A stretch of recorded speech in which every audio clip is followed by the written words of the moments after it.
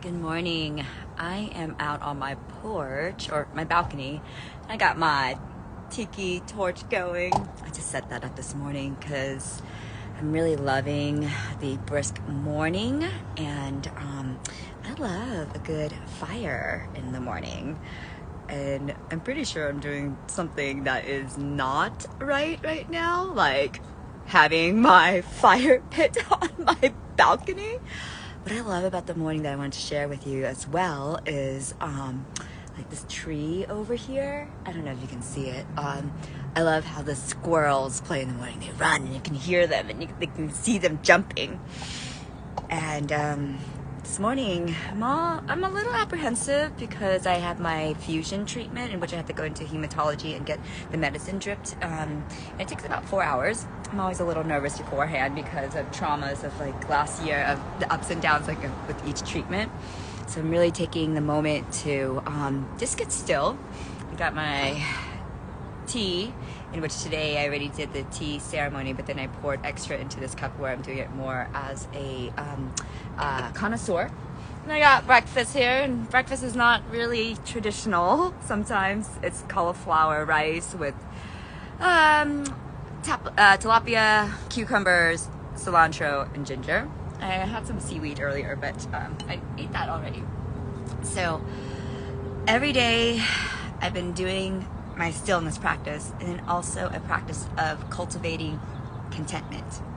Cultivating contentment. And contentment is the precursor to self-love and kindness, also appreciation, thankfulness, and gratitude. And with that, everything multiplies. And contentment, it took me a while to understand this. I learned it initially when I did my face reading workshop with Jean Hainer, and because of my earth element, she's like, you want to cultivate contentment. And that's like the feeling of like a mother holding her child at the end of the day where she's so exhausted, but this love of this creature, this being, and where she just needs to do anything or be anywhere, and it's just this feeling.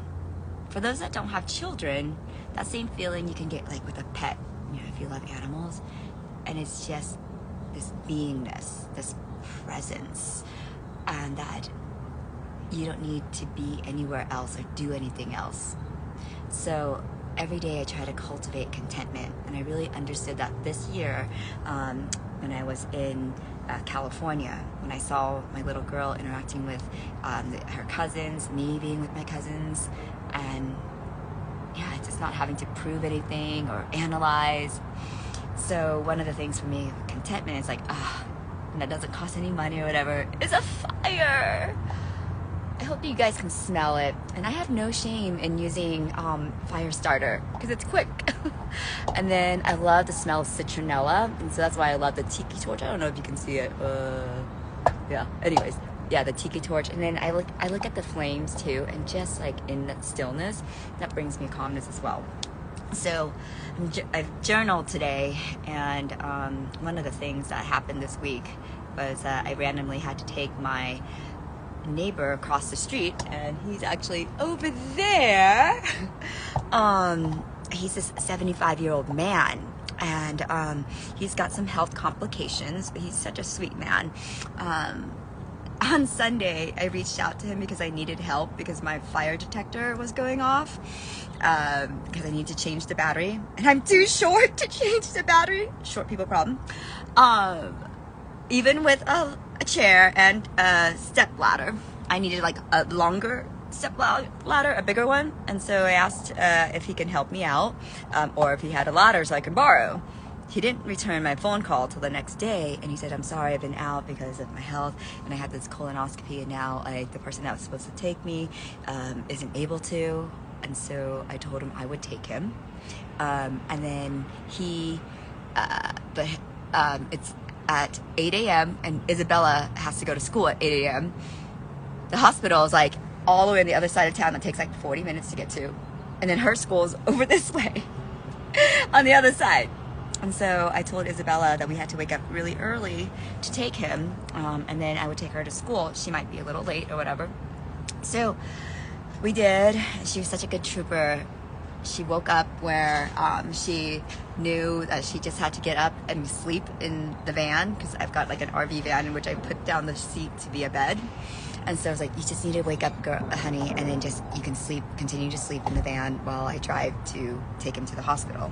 And it's at the VA hospital. When we get there, she walks in with us because we have to check him in, for a colonoscopy.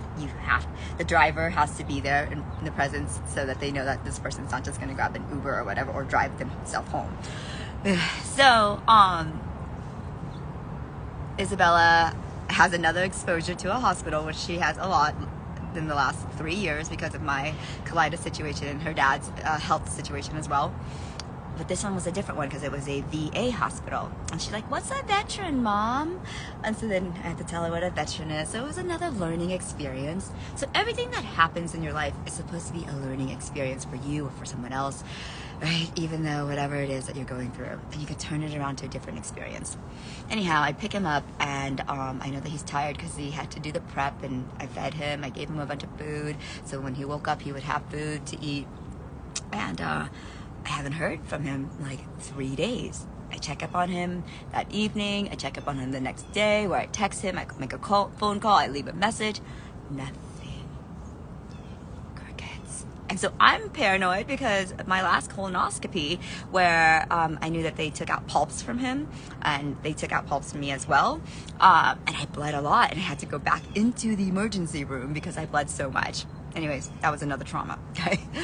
So I'm like activated, right, and triggered by it and super worried.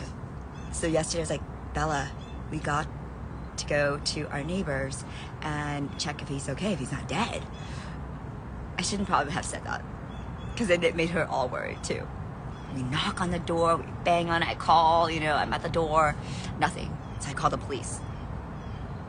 Yeah.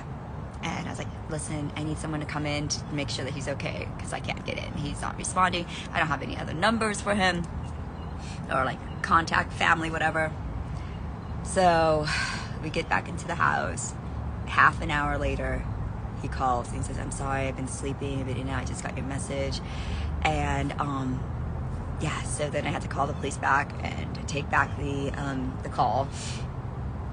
But I'm really glad that I did, because then it gave me like sanctuary and peace, and it also showed Isabella where she needs to know what to do as well for other people, and just know, oh, it's probably okay, whatever. And it also taught Isabella the value of knowing your neighbors, getting to know your neighbors. And so today I asked that whatever you're doing, maybe just taking a walk and introducing yourself to your neighbors. Or if you live in a multiplex, how can you get to know your neighbors? Maybe then you get to know thyself as well, your things, what makes you tick, what makes you have the drive for life, and also just to cultivate contentment, cultivating contentment and relaxing in that. And so this morning I am cultivating that I have this fire, and that I have this home and this peace and Bella, and just relaxing too. And so I'm so appreciative of all the things I'm able to do because of my health condition, because of my business, because of my daughter, because of my drive, because of my love for things, and just to make an impact. And I'm so thankful that I have all these resources and friends and family, and so I'm so grateful that I get to do these things. So today, just take a moment and reclaim yourself right now. And you can just do that by using the I am statement with your full name. So I am Thuy Dam, and the date that you were born on April 3rd, 1978, and the one vibration or frequency that you are, that you want to be. And I am luminous grace. Reclaim that right now. Take back all the parts of you that you gave away. Know that you are loved and loving, and knowing that you matter to other people, and that one interaction can totally change someone's life, maybe even your own. That everything is working out for you, and that you are here to experience everything fully. So savor the day. Be still in your heart. Be still in your heart. Breathe in deeper. Exhale slower. And allow for that stillness to be within you. May you be free, may you find peace, and may you have grace and courage.